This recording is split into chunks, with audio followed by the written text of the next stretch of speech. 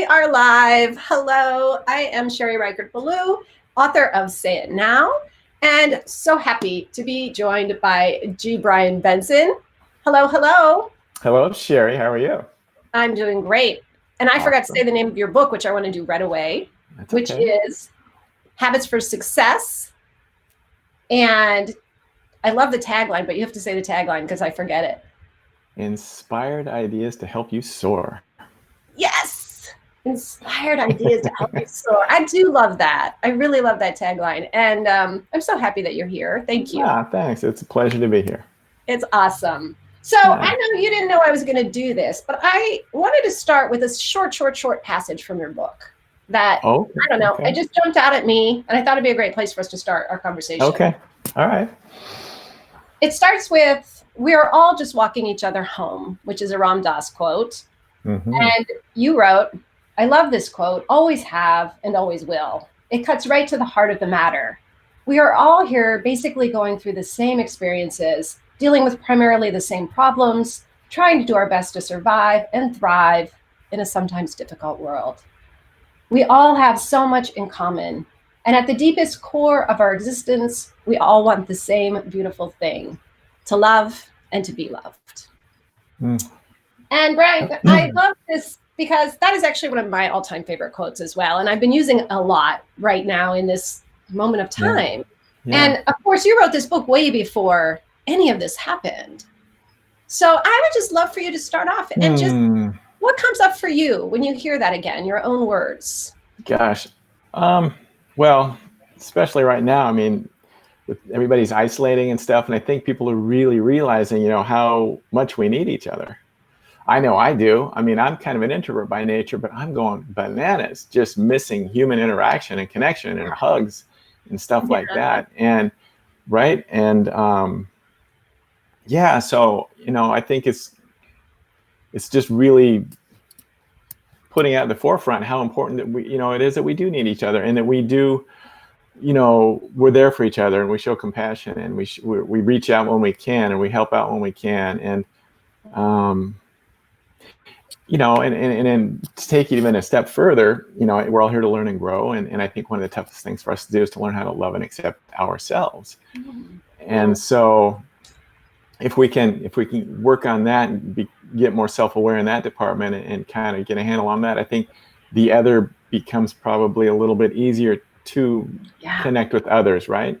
Because sometimes we have our shields up if we're not comfortable within ourselves. Yeah. Wow. So beautiful. And it's amazing because you couldn't have known this, but the other thing that really jumped out at me from your book right now, again, in these challenging times we're in, was that you have a chapter that's called Just Be You.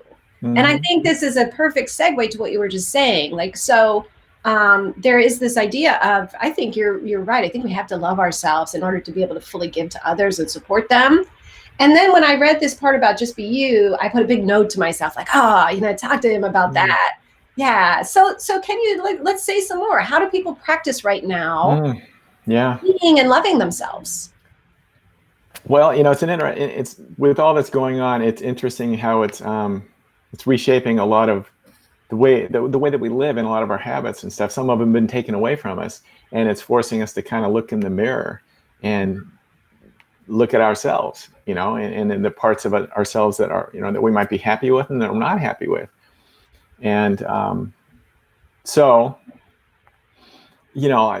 always really worked hard on trying to be the best version of myself. And I've had to, work on learning how to love and accept myself just like everybody else. And, it's just, what can we do? For me, finding balance my very first book 10 years ago was on a whole bunch of different ways to stay in life balance. And I think that was no accident, because it taught me how to become more self-aware on what kept me in balance and what threw me out of balance. And it taught me how to be more proactive instead of reactive. Because when we're reactive, life's tough in so many different ways. And unfortunately, our system is set up to keep us, reactive. Yes. And so the more that we can become proactive and bring choice into our life, and the better off we're going to be. So with that being said, anything that you can do right now to keep yourself in balance will help this period become a little bit smoother. I think, and that's what's worked for me, and with that being said, there's a lot of little sub things under that balance heading that we can do. Movement, exercise, I think is always a winner, and I know I need movement in my life, and it helps me feel better about myself, and it makes things feel just brighter. You know what I mean? Yeah. To get those endorphins going and feel better about, and I know a lot of people are probably just, unfortunately, probably overeating a little bit right now because it's stressful, and that's kind of one of the things that we can do maybe when we're looking outside of ourselves. And so that is just going to compound the feeling of hopelessness with what's happening. So if you can just kind of become more self-aware with food and movement and try to find those things. I also like to try to tell people to try to find the things that you can be, that you're grateful for, that you're glad that are in your life still, and that that will be in your life when this is over. And just to try to, all those things will help you raise your vibration. And so that's what I hold on to right now. Yeah. And what I'm relating to what you're saying for myself, because I too have spent many years coming to a place of love and, acceptance of myself. And these things that you're talking about around balance, and you just named several different things, like movement and healthy eating and being careful about the input that we have, being mindful. I notice for myself, when I have those things, I'm kind of in balance with those, I'm more in touch with even who I really am or who this human is. And that enables me somehow to be more expressive of that, so that idea of, I think it's Just Be You was the chapter title, right? Yeah. Because I know a lot of people might be like, well, I don't know, my mind's so crazy, I don't even know who I am, right? Right. Well, no, you're absolutely right. And all those things I mentioned, plus, what you're talking about, I think it allows, if we're in balance, if we're in that place of proactivity, it allows our intuition to come through stronger, which is what you're referring to. And with our intuition is our game plan, that's God, source, the universe, whatever you want to call it, kind of helping us out. But we just need to listen to it and trust it. And so, and another thing I forgot that I really try to hold on to now and try to share with other people is to try to tap into your creativity. And I know that you do. And creativity is another form of meditation, and it's a way to turn your brain off and to, just settle in and connect. Yeah. Well, let's talk about that for a minute, because I know, you and I have connected on that before. And I think we have some similar philosophies about how important creativity and laughter and humor are. And I did promise people in all of my social media that we would let them, give them some time to laugh. So let's laughter. Oh my gosh. Yeah, that's another thing. Maybe we should just laugh, and then we'll have fulfilled our promise. Let's just do that for 1 second. At least we'll feel better, right? It does feel good, right? It's so good for the body to laugh. And so circle back to your creativity. I agree, and I'm such a big advocate that everyone is creative. It's not like there are creative people and non-creative people. It's just, I think that sometimes we label ourselves a certain way. And I'd love to hear you talk some more about that, about bringing that forward in ourselves.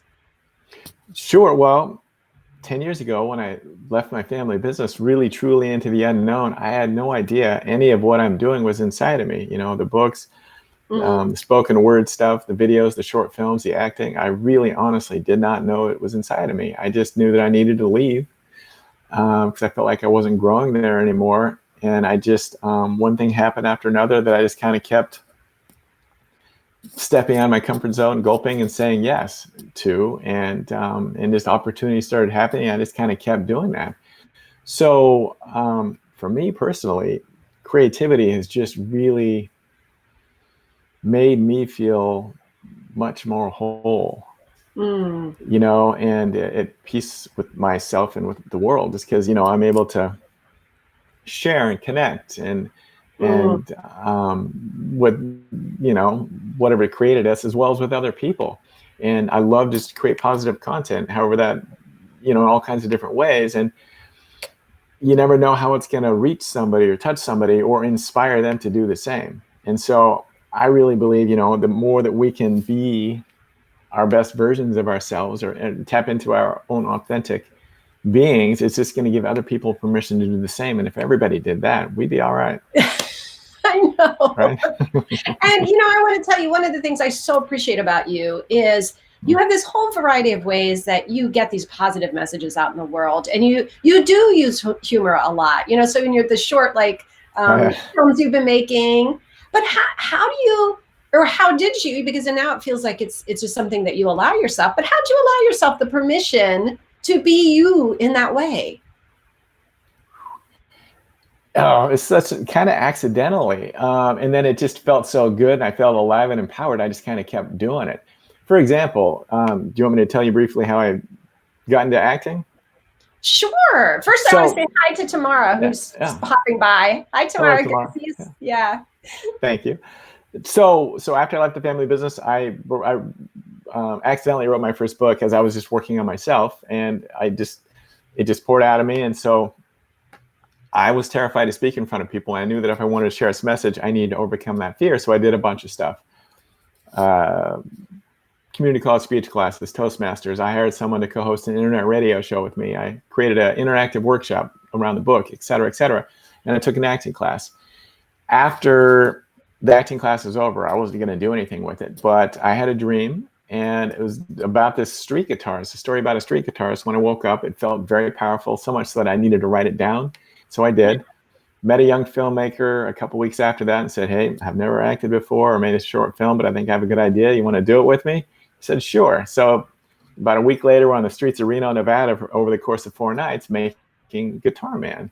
And I wrote it, and I played the lead character. I played a street guitarist, and it just freaking blew my top. It made me feel so alive and empowered, because here I was a closet guitarist. I never played in front of anybody before, and here I am doing that. And then we finished it, and it did well at film festivals, and that was really cool. And somebody else saw that and gave me the lead in their short film, and then I moved to LA shortly thereafter. But it also taught me to realize that there was so many other ways to put out positive content. I thought it was just going to be books. And so it just, it made me feel a lot more complete and begin the process of, just really, who is Brian? And so that's how it's been for me. And then that gave me the confidence to kind of dive into other areas too. Oh, my goodness. I want to speak to that, but I want to say hi to Deborah, our fellow Mango authors here. Hi, Deborah. Hello, Deborah. Hey. Hi, Deborah. Yeah. I love so many things about what you just said. And I just want to say, like, what I was following is, you knew that you want to get your message out. And so you put into place some things that you kind of maybe intuitively, or you just thought would help you, right? And one of them was an acting class. But then you had a dream, like a nighttime dream. And instead of just being like, oh, whatever, I had a dream, you listened, right? You heard it and you held it. And you even were vulnerable enough to speak it to somebody. And then that led to something else, and that led to something else. And then, you did the film. And so on. Right. And you felt so alive when you did it. And I love that, I guess, to point out, because to me, this is so important. The process to me is always a really big part of it. You didn't set off to say, this is what's going to happen. You just followed each moment. Right. And it got to the point after a while that I started happily expecting the unexpected. Love that. And so I pardon me? Say some more about that. Well, I just started feeling like I was a pretty good manifester, and all these things I was doing is just making me really, really just turned on in different ways. And it just, when I was 3, I told my mom I was put here to inspire people, and she reminded me of my first book. And so in some ways it just, I just kind of kept going for it. And I knew that I had to work on myself a lot. And so all this stuff I did helped me solidify my foundation, and all the classes in acting I took helped me learn how to feel more and connect with other people. And it also taught me how to be in front of a camera. And it was terrifying. Oh my God. I mean, here I am in classes with people I've seen on TV before, and I was just freaking green as an apple.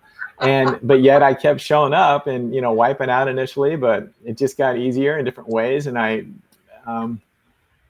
acting also taught me how to get out of my head, because you cannot act if you're in your head. And it took a while for that one. But so there's just been so many lessons along the way, and everything I've done, books, short films, spoken word, you name it, they've all just been extensions of my own self-growth process, and which ended up turning out to be creative things that I was able to share. Wow. I want to say hi to Susan, who's joining us. It's so fun to see you guys. Yeah, and I really appreciate this. Like, so, you know, what I'm hearing is that, you know, you had your own self-growth path, you know, that you set off upon and kept growing and growing and growing. And as you were doing that, it sounds like you were sharing in these new ways and really allowing yourself, like you said, to just show up. Yeah. And that's so huge. Well, thanks. I've had to work really hard on the whole personal love and self-acceptance thing. And so yet I was still kind of, while all this was happening, I was still figuring that out too. You know what I mean? But yeah.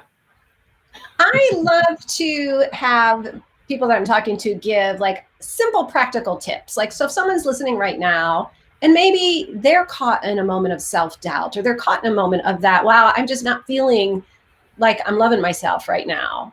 Do you have something practical people could do? Gosh, I mean, we all go through that, and you know, I still do occasionally, right? Go for a walk. You know, something simple like that. Just go for a walk, and just see if, you know, that might change you a little bit, you know. But just focus on just surrounding yourself with high vibrational stuff. You know, turn the news off. Read something that makes you feel good or makes you laugh. Watch something that's inspirational, you know, check out a documentary or a really cool film that just makes you feel good, because that will start the process maybe of, you know, turning that thought around. Yeah. Well, you know, and to add to that, because one of the things I often talk to my coaching clients about in my work, I call them pinpricks of light. They're just tiny little moments, things that sparkle for us, right? Like this is a big pinprick of light getting to talk to you today, right? Yeah. It brings me to life, right? So nice. I invite people to really look for, what is that for you? Because when I think in my own experience, when we're in that moment of being energized or lit up by something, it could be a butterfly in our path, or it could be the sound of a piano playing, whatever. Yeah. Then we're so in touch with who we are. I think it's easier to love ourselves because we're just a part of everything, if that makes any sense. Yeah. Yes. Yeah. And, you know, something else, maybe, you know, trying to focus on those times when you did have some success, or you were in a place of, you know, feeling empowered, and just remember that this moment is just fleeting, and it's not really who you are, and it's not who you're capable of, and it's not what is inside of you. It's just it's just a moment of doubt, or a moment of being kind of knocked down for a little bit.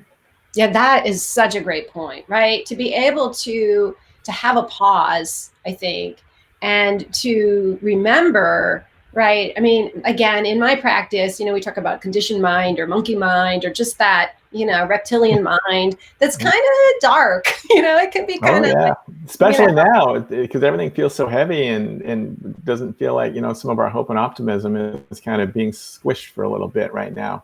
Right. You know, not feeling like we have choice. Yeah. Whether so if we can go see a friend, I mean, you know what I mean? Right. Yeah. If we can move out of that into, you know, I kind of think of it as, you know, here, maybe, you know, coming from a place inside us, to me, that's also more where the self-love comes from. Yeah. Yeah. But we all go through moments.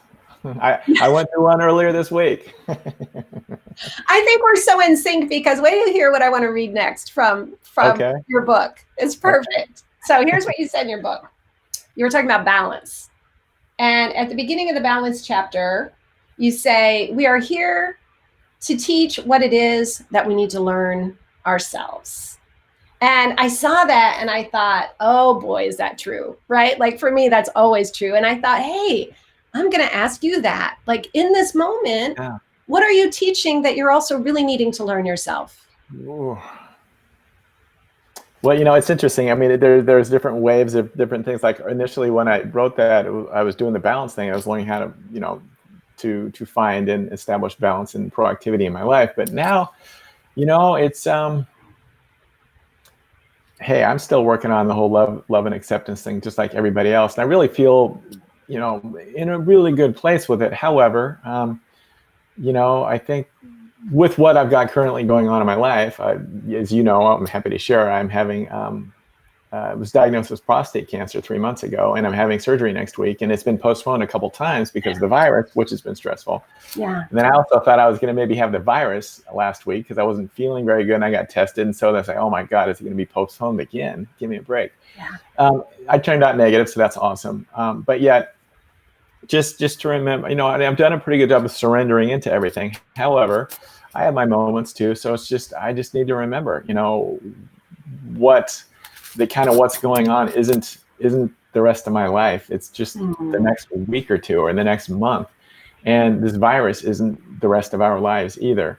And just to kind of focus and hold on to the intentions and goals that I do have, and to connect with the people that, that light me up, you know what I mean? And just kind of help me, bring me up at times too. Cause I guess I do that for other people maybe. And sometimes we need a little pat in the back ourselves, too. But, so yeah. Yeah. Yeah. And I'm going to reveal something personal. I hope it's okay. You can tell me later if I shouldn't have, but yeah, I'll tell you later if it wasn't. Don't tell me now, because people might be listening. But you said to me a couple of times in the last week, like, I know I'm someone who has a strong intestinal fortitude. I know this about myself. And to me, that was a perfect case of you doing exactly what you're teaching right now. You're saying to us, hey, we might be in a certain moment, but try to remember, try to connect to who you really are in the bigger picture. And every time you've said that to me, I've just been like, yeah, I love that you're sort of anchoring into that, like, yeah, I might, understandably you'd be going through a lot of stuff right now, but that you're anchoring yourself back to this bigger picture. Yeah, absolutely. I'll have moments like where I'm kind of, down like everybody else, but yet I just remember all the times that I did dig deep and I, made it through, whether it was the Ironman triathlons I did or just other surgeries I've had or what have you, but we've all go through stuff. We all have stuff that we have to deal with and move through. But that helped me. It's an affirmation. And it's not only that. It's just confirming what I already know subconsciously, and just trying to help me have that strength through this time period. Well, and my hope, of course, by having these conversations with people like you, right, is that other people who might be feeling, because of course, right now, there's a lot of people feeling a lot of uncertainty, a lot of doubt, a lot of self-doubt, even a lot of fear, anxiety, grief.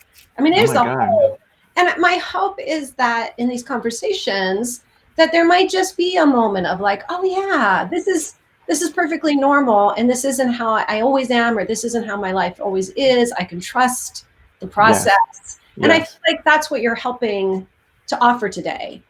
Thanks. I hope so. I mean, it's not easy right now, and on so many different levels, like you mentioned. I mean, that's just a whole nother show. But all the changes that could be happening or are happening, or you know what I mean, just the things that we're having to deal with. But yeah, it's temporary. Yeah. Yeah. And I think maybe sometimes, go ahead. What were you saying? No, and I was going to say, and hopefully we'll come out better from it in a lot of ways. Yeah. Do you want to say a little more about that at all? Oh gosh. Well, I think earlier I kind of touched on maybe how some of our habits are being kind of eliminated right now for a variety of reasons, you know what I mean? And I don't know, maybe it just helps people become more self-aware and realize that they didn't need to go to Nordstrom's twice a week, or didn't need to go to the bar, whatever. I'm just joking now. But yeah, I know. But I'm realizing, I live pretty minimalistically. However, I don't miss a lot of that stuff that, you start to become more self-aware of what you did to fill the void outside of yourself, if you're paying attention to that. That was good. I want to pause for a second, because I think that's a really important point that you just made, and I don't want us to run past it, or anybody who's listening to run past that, right? We're able to notice right now some of the things that we might have been doing to fill a void. And this is a great opportunity for us all to really look and see what truly nourishes me, what truly feeds me, what brings me to life, what supports me. Yeah. Yeah. That you didn't need it after all. We didn't need it after all. Yeah. I can't believe our time is almost up, and I'm going to put you on the spot with something because again, I promised people we'd be laughing, and I feel like we need another laugh.